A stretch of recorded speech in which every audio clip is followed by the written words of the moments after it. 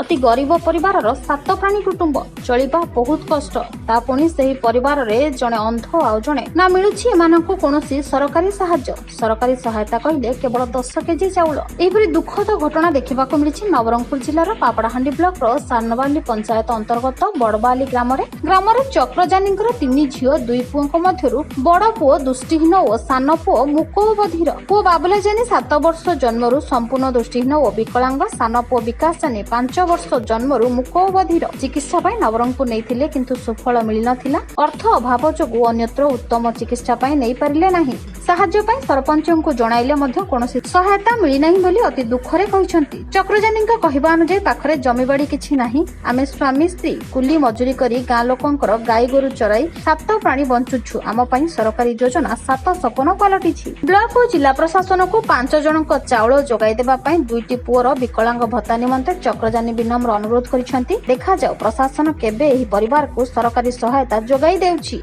3टा झियो आरे पुओ 2टा गुटे बड़टा पिला बाबुला को अंध जन्मरु अंध केते वर्ष ताकू 7 वर्ष और सानो पुओ 5 वर्ष तार असुविधा खंदा एवं शुणी पारु नहीं कोई पार नहीं। हाँ बुलाई सारी किछि नहीं सब दिया हेची मात्र को किछि पाई ना। ताबुगारू अनिल प्रभात भद्रांक रिपोर्ट कामयाब टीवी।